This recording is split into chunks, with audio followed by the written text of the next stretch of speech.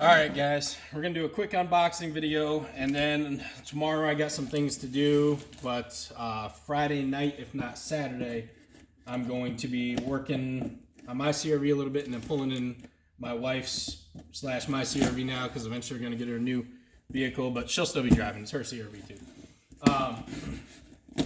But the other CRV, so that way you guys don't get confused. The one that's going to be lifted now.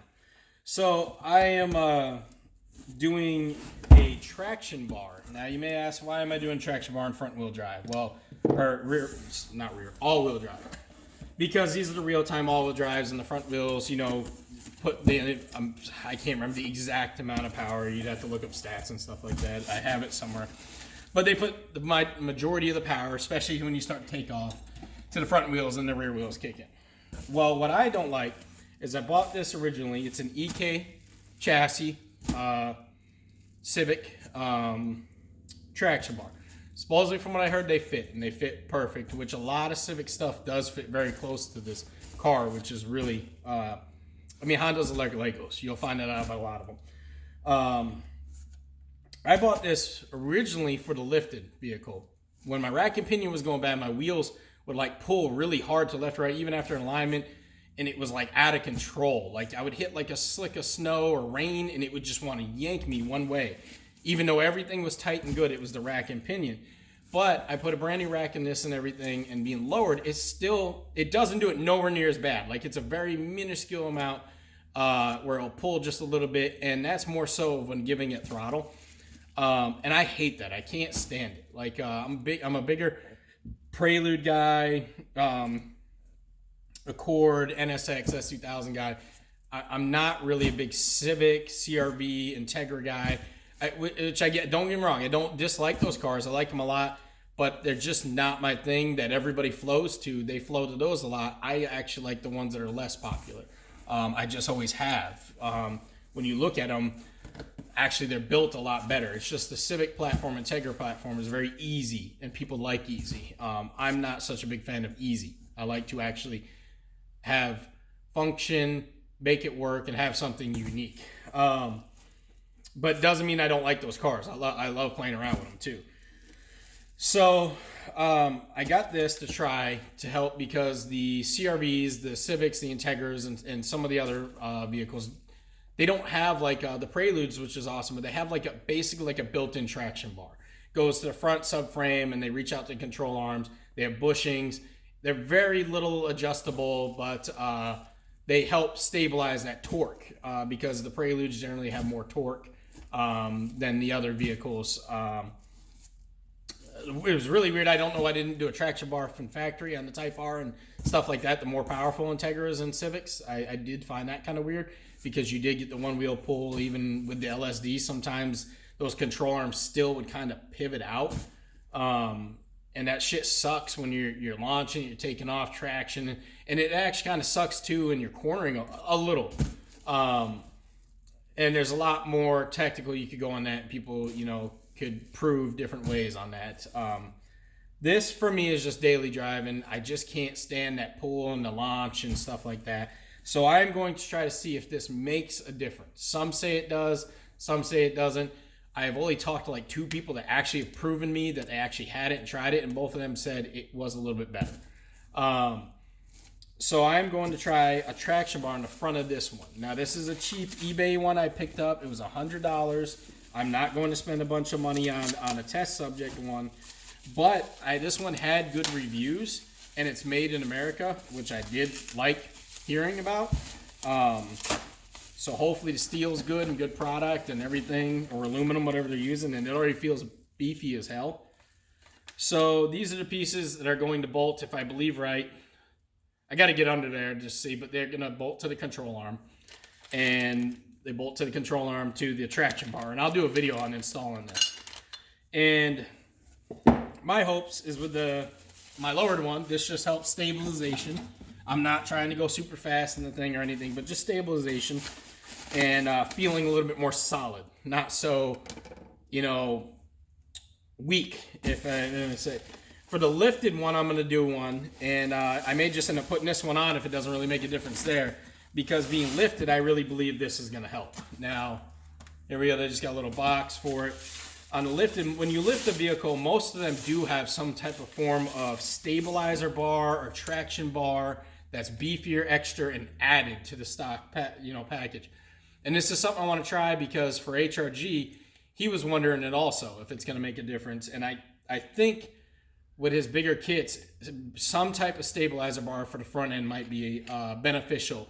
Everywhere I took my car to an alignment and to 2 performance shops said the same thing. All the guys were like, hey, being this lifted, it would be really good for you to have some type of stabilizer bar with those wider wheels, heavier wheels from the front connecting to those control arms. Everyone. That's from 2 highly regarded performance shops and 3 actually alignment shops. And I was like, yeah, but nobody makes one. And then I started thinking about the traction bar, and I was like, oh, maybe that might work. So these are adjustable all the way out. If you look, they got the nut on there, and this feels pretty damn solid. The only thing is I can't move very well the joints here with my hands, and I don't know once you get the bolt in there. These are very cold. It's very cold in the garage, like 30 degrees out right now. So also you got to give that a take. It's not warmed up, and I haven't got a chance to mess with any of it. So this is just a no-name one. I can try to find their name for you.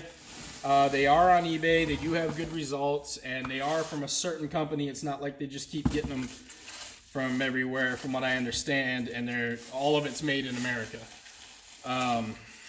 So they say. I don't have any official way to prove this, but I can tell you I've ordered some cheap-ass eBay parts from like China, and these look pretty fucking solid. I mean, they feel good. I mean, you can see the welds on there don't look bad. The metal's machined well. So I'm interested. I don't know if this would hold up to like someone trying to push 800 to 1,000 horsepower. I mean, eventually I would think that the seams on the traction bar, the actual bar that bolts to the frame, might bend or break. But for someone with me putting only 100 something to the ground, it's going to be fine. Even if I do a light thing of boost, I think it should be fine. And if it isn't, I'll let you guys know. That's the nice thing about me trying these parts for you guys. I'll let you know if they fit. I'll let you know if they work. If they don't. So, let me get this off here. All right. So right now, the welds don't look too bad. The paint doesn't look too bad. The holes for the bolts, where it goes into the tow hook area, don't look too bad. The bar feels beefy as shit. Feels honestly pretty damn beefy, equivalent to HRG skid plate bar. This thing feels pretty thick and strong. But this is where it matters. Is right here. If these don't hold up when you're under a load and they start bending and breaking the welds, then it's a shittier product. Do I think it's a $400 or $500 equivalent traction bar? No, but I don't have one of those to go off of right now. I've used them in the past, so be interested to see where this holds up. I actually would. I feel like this might actually be a good bang for the buck. But again, I won't know. But anyways, so bolts to where your tow hooks would be. And then these 2 pieces face the control arms, and that's where you get, and I'm sure some of you guys know this, but some of you may not. It's where you get these arms and you adjust them out. Now what I got to find out is, will I need another alignment after this?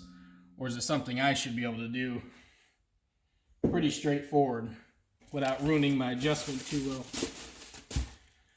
But yeah, I will let you guys know. I am actually probably going to install that tomorrow night. I'm just going to turn the heater on in here and sit in the garage and warm it up, and then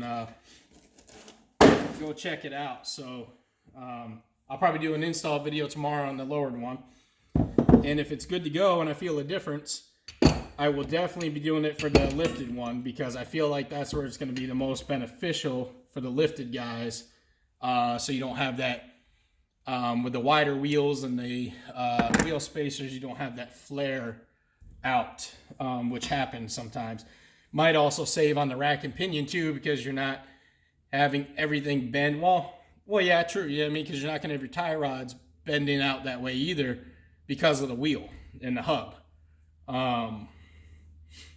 I mean, they're made to adjust and turn a little bit, but still, you know, when you're in acceleration, parts move a little bit different than when you're just standing still. You'd be surprised if you'll find those guys with like a GoPro and stuff, and you think about it in your head, and you're like, yeah, that happens. But when you actually see people videotape it and stuff, you realize the amount of flex and the stuff the suspension goes through and certain things. You'll be like, wow.